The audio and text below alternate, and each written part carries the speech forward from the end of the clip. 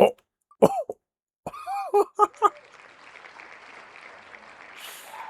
Alright.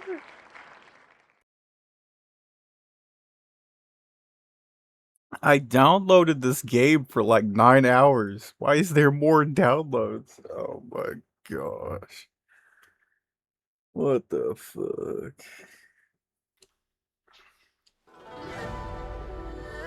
Oh, now I'm allowed to play the game? Okay.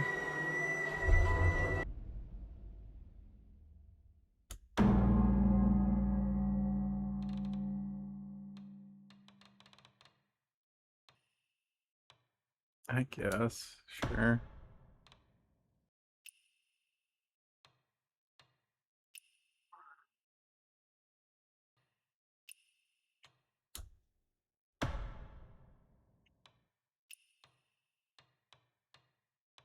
Difficulty. I forgot difficulty was a thing for this game. Uh, it's weird because this is a free-to-play game, so I have absolutely zero, none, nothing. I have no idea what the difficulty scaling is going to be like in this game, nor do I know the means to make sure your character can actually like live in that scenario. Meaning I don't know if like it's going to involve grinding for gear or what. I want to do expert, but I feel like I'm gonna regret it. Alright, let's regret it.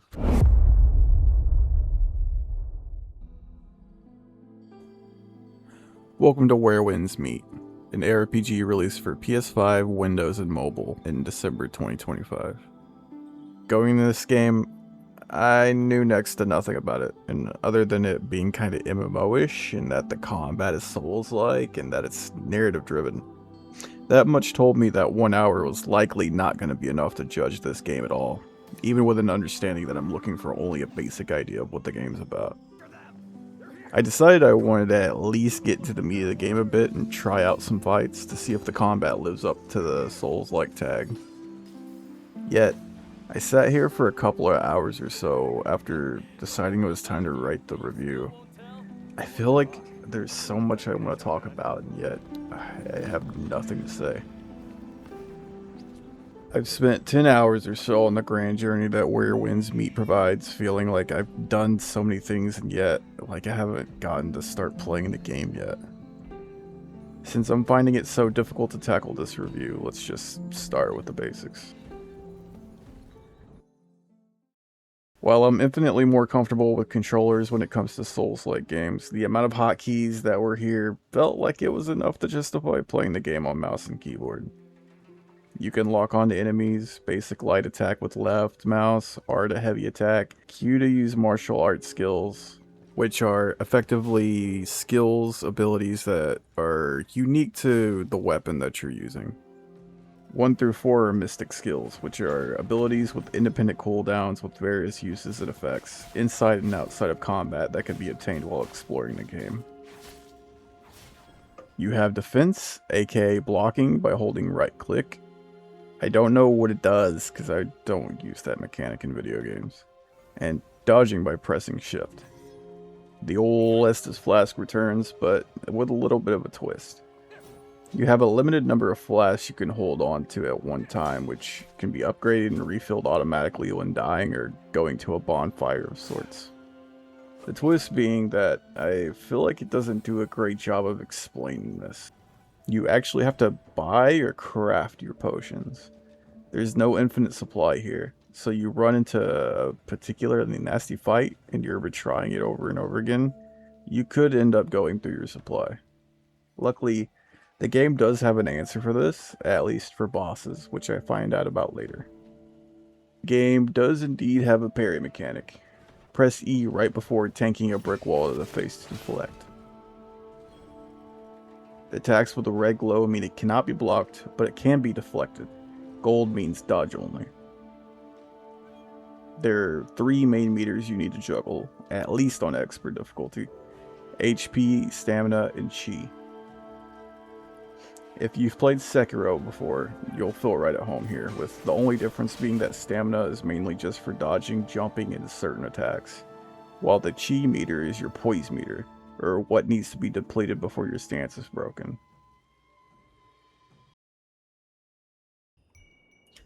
I guess we'll just keep riding with the mouse and keyboard for now.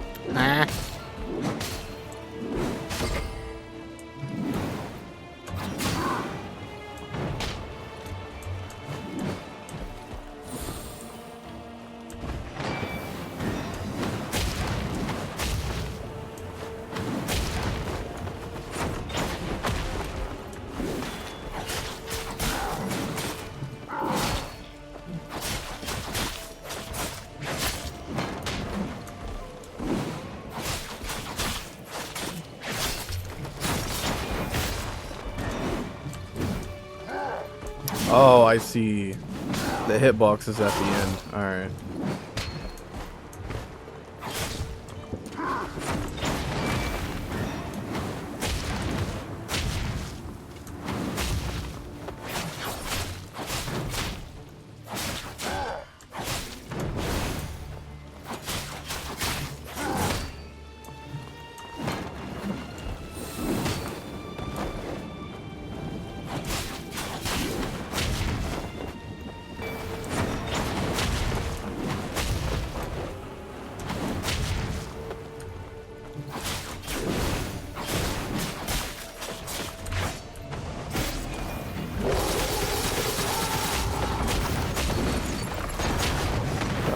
Oh, he has 2 health bars. I see. I was not expecting that.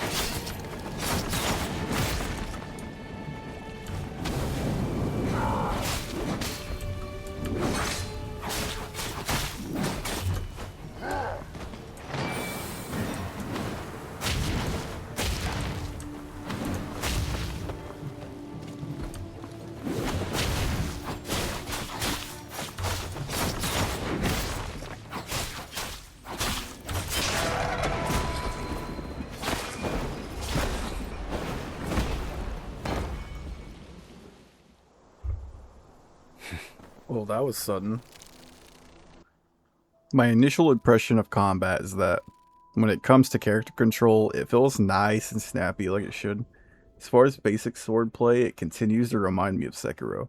Although, I find deflecting to be less intuitive in this game, so I tend to default to the dodge button instead. I don't know if it's control scheme or just general enemy design. For the review, I'm not going to bother covering story, mostly due to the fact that nothing really happens in the time that I play. Your character is given a basic motivation, the opening cutscene, and then I don't experience any big advancement in the story up until the point that I decide to just make the video. Next up, the character creator. To put it bluntly, the options might be robust, they might not be. I don't know, because I don't really use character creators other than to give myself black hair and facial hair. And then there's AI. You knew it was coming. You knew I had to mess with it. Despite a video I was shown of people going absolutely sicko mode with the character creator, it seems they reined it in since release, and now the game generally keeps things relatively normal. After a few tries, I kinda just give up and end up with Temu Majima.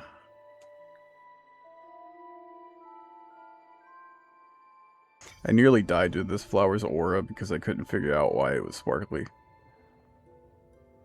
A bit farther up a walk and we have some dialogue. While we're here, let's just go ahead and talk about it. This is the opening sequence using English dubbing. Right off the rip, something just feels off. That's right. Here to take you in. Even at the end of the road. A drink to wet your throat. Well, how is it? Bland. Spring's bounty in Jiangnan tastes sweet. Voices, at least in my mind, don't match the characters, and the lip syncing stands out immediately. It could be that I'm just picky, but I don't find that I usually am unless it's a title or a series that I already have expectations for. Subtitles often are slightly different to spoken word. It happens all the time. And it's a little bit of a nitpick. In this game, it usually gets the right idea across, but it happens so often that I have to point it out. Finally, regarding dialogue, some non-essential NPCs use AI voice acting.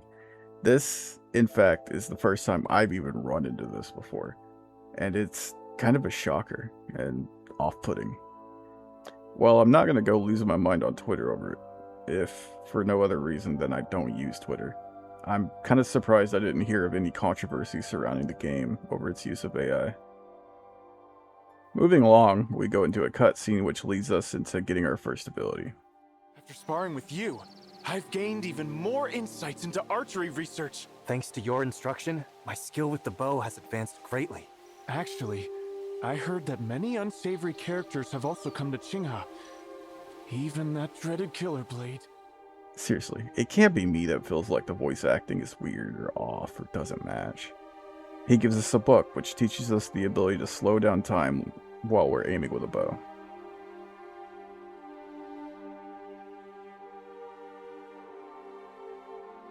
After we take care of that, we are effectively in the open world proper.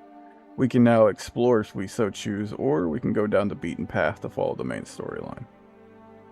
I, myself, kind of lie in the middle as a player. Ironically enough, though, the bigger the game is, the less I'm actually encouraged to explore. So onward I go, towards the main story.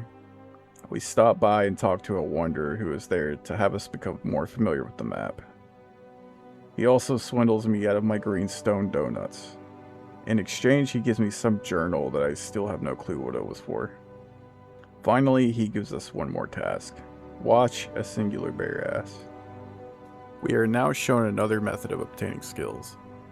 There are various scripted points around the map where you can observe and play a minigame to learn a new skill.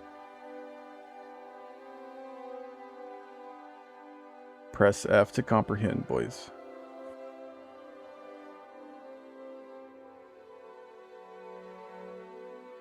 Right after this encounter, I talk to another man who gives us fire arrows and asks us to retrieve the beehive from the tree the bear was attacking. We do so, and he tells us about oddities.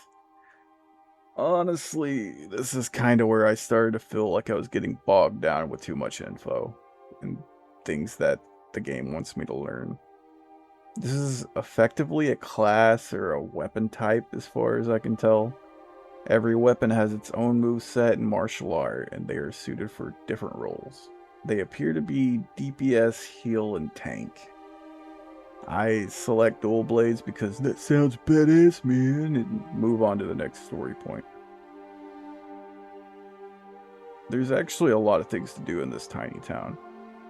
I steal a horse from this guy who stole from this guy. That snot-nosed brat that we're with ended up signing us up for a fight. So I clean that up and go into what might be our first dungeon.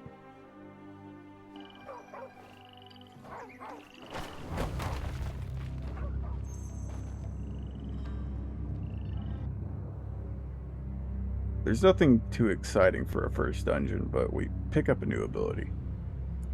I fight some goons,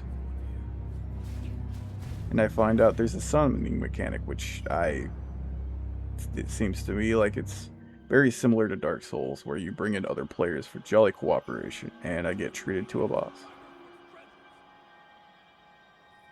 Something to note. The boss arena here actually has explosive barrels that you can set off to do big damage to the boss. This is unique, at least in my experience for Souls-like games, and I like this. It gives some encounters extra flavor, but I choose to forgo using them. At least I tried to.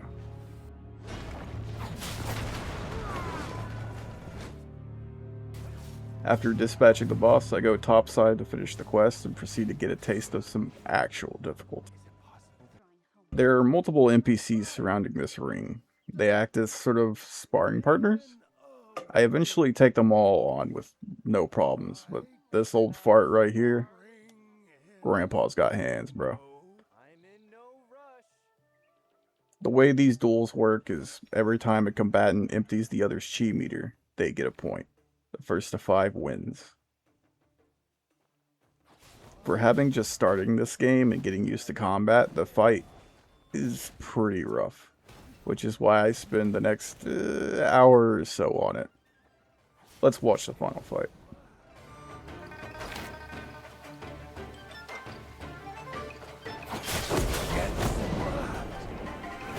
Again, again.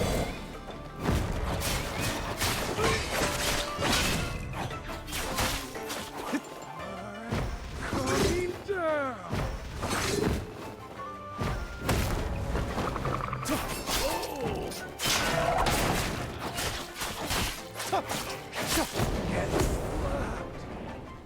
Again, again.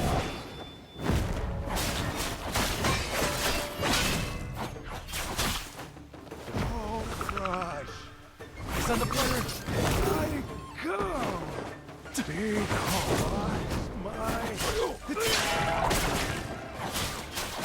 Because my shadow death.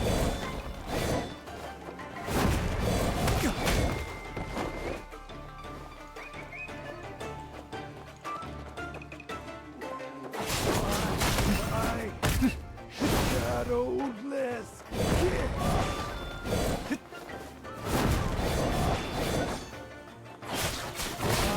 My shadowless.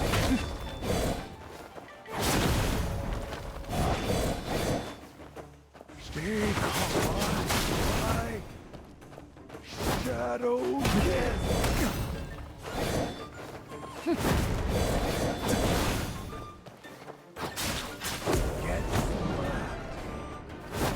Again, again.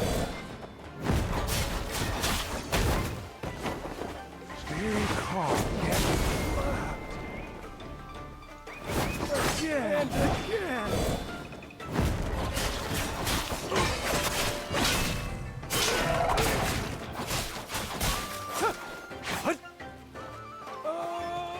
Here.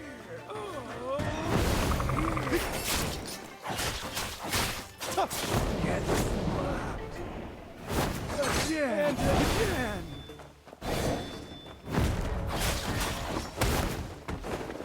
Stay calm. My shadow death.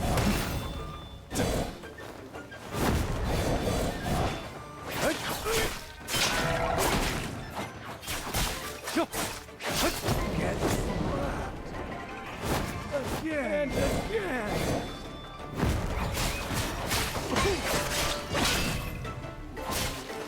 Left. Right. Front. Back.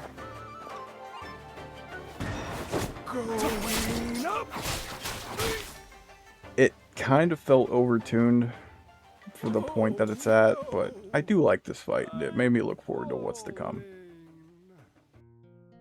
On my way out, I ran into my first AI-powered NPC.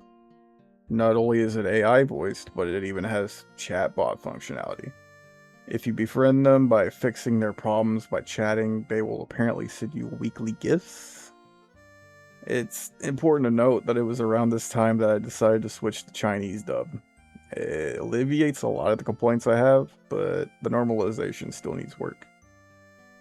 So, after typing a couple things to see what it was about, I simply googled the character and found a website telling me what I should say. I copy-pasted that and received my friendship points. Yay! I moved on. While I traveled to my next destination, I do want to say a few things regarding performance. It's hard to say this game looks bad, to be honest. My game defaulted to the lowest settings due to just having older hardware, and it still looks pretty solid, honestly. I can't give like a full critique of how the game looks visually due to this, but what I can say is despite my old hardware, the game runs surprisingly well. I can say there was some slowdowns at times, but it didn't happen enough consistently to be able to say this is what caused it. I do think slowdowns tended to happen more often the longer I played, which could be an indication of a slight memory leak. It wasn't that much of a problem though, and I think they did a great job optimizing, at least in this early section of the game. Piggybacking off of optimization, something noteworthy to mention is the world building and activity density in this game. Despite the large open maps, there's always something going on somewhere. There's enemies to fight, chests to loot, materials to grab, NPCs to talk to, and the list goes on. While there are still lots of NPCs who exist just for the sole reason of existing, there's a lot who actually have some sort of dialogue, if not like a side quest or an activity. Of course, that's helped by the fact that there's a lot of slop NPCs as well. Something else to note about this is the fact that NPCs aren't all just standing around and waiting for the player to interact with them. A lot of them you'll see talking to one another, having something to drink, making wine, running around, dancing, cooking. This all goes a long way into creating what feels like a truly lived-in world, and a majority of large-scale games fail at this. Speaking of slop NPCs, this one is the worst offender. This bastard right here fancies himself a rapper. An AI rapper in an ancient China-based video game. If this isn't like a sign that something is wrong with humanity, I don't know what is. And you know what the worst part about this is? I stubbornly spent like 30 minutes trying to beat this fucking clanker in a rap battle. I got tired and I even tried stealing bars from 8 Mile. And then after I ran out of bars from the freestyle that I was looking at, I went back to being original and said some not so nice things, which I had to heavily censor because the game really didn't want me hurting the feelings of the chatbot. Ultimately, nothing worked and I had to look it up. Instead of rap battling, I had to glaze him for my friendship points. Moving on, there's a potential drawback to the sheer amount of NPCs living in this world. Even with me foregoing exploration, this game is honestly such a slog to move through. There's so many people around who may potentially give me a quest or an item or ability. For instance, this guy here is marked because I'm close by, which draws my attention to him, and completing his quest gives me an ability. The only reason though that I knew to talk to him is because I marked the detail setting at the beginning of the game and was close enough to see the marker. Hiding abilities behind random NPCs just seems kind of like a bad choice and makes me feel as though I need to thoroughly vet an area to make sure I don't miss something potentially big. Up to this point, I would say I'm about 7 hours into my journey.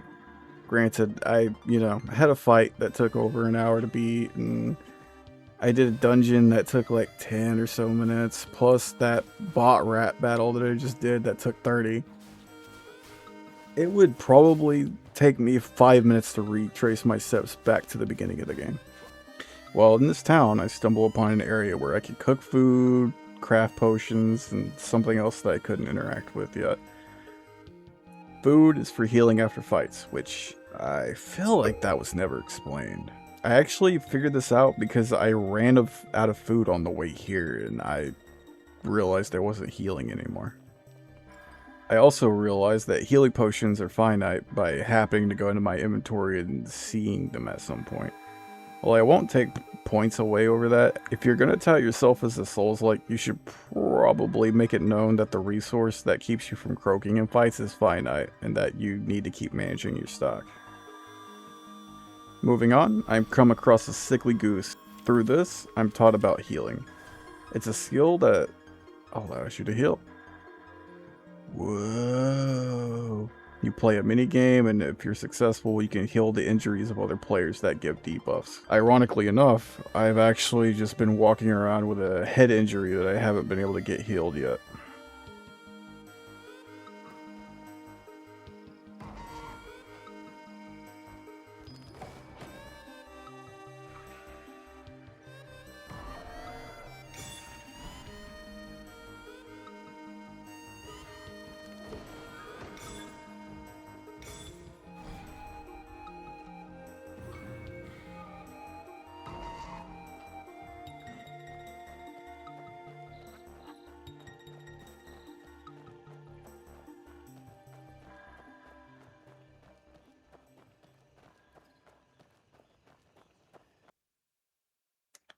Finally, after hours and hours, I can advance the plot. I'm hoping soon I'll finally get to an actual boss to fight, so I press on and I actually meet somebody special. 是个臭男人的味道啊！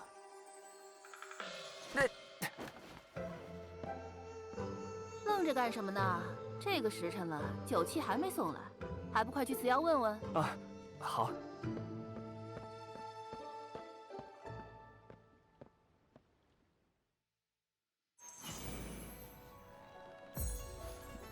Yo, is that Kanye, bro?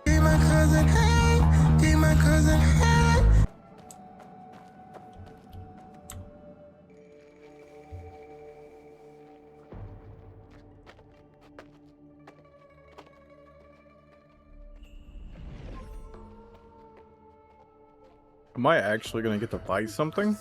什么死？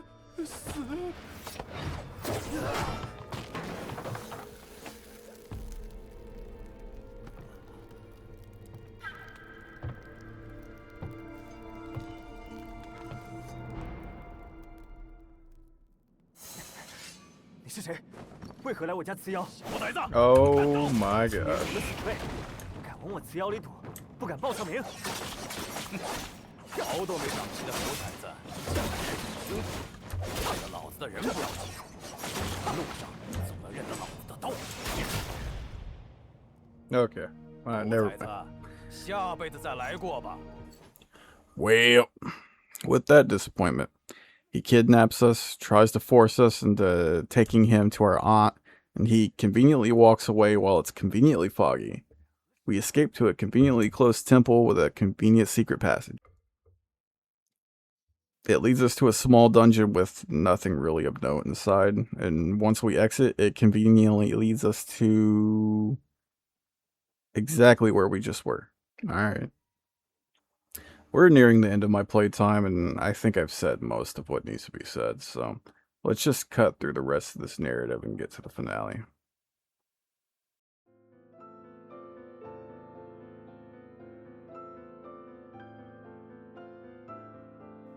This fight was made for me, to be honest. The arena looks amazing, the boss is using my favorite weapon type, the color palette, black, red, edgy AF. While I'm unsure why, the fight actually lets you choose from all weapon types. I honestly struggled with melee as I needed some time to learn her moveset and I just haven't gotten to fight that much, so I'm still not really comfortable with the combat yet. 东之日道，在外人。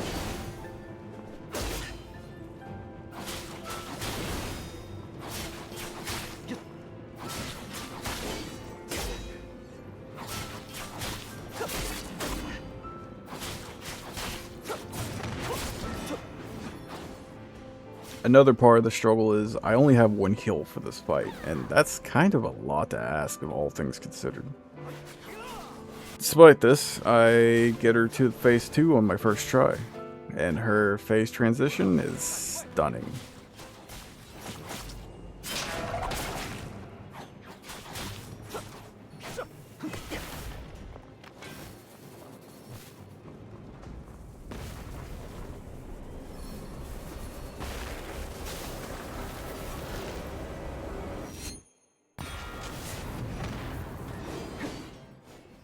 While I put up a good fight for not knowing what to expect, I ultimately end up dying here.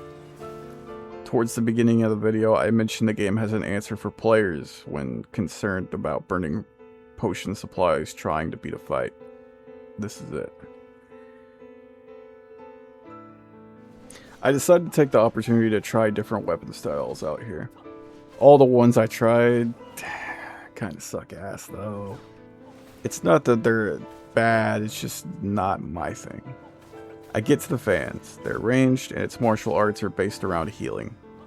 These made the fight absolutely trivial. So much so that I actually wanted to throw the fight at the end and go back to what I was normally using and try to beat it that way.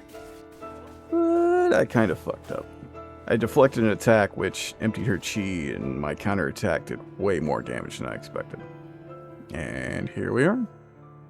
Right around 10 hours. Well, it's fair to say it's not enough time to do a proper full review. I think it's a fair amount of time to get an idea of what's going on. And these reviews aren't really meant to be full-on deep dives, just a first impressions. So with that, let's sum up mine. I think I went into this game with the wrong mindset. I came into the game itching for combat and epic boss battles. I was ready to face down a new set of challenges and see myself improve and get better to rise and meet the challenge ahead of me.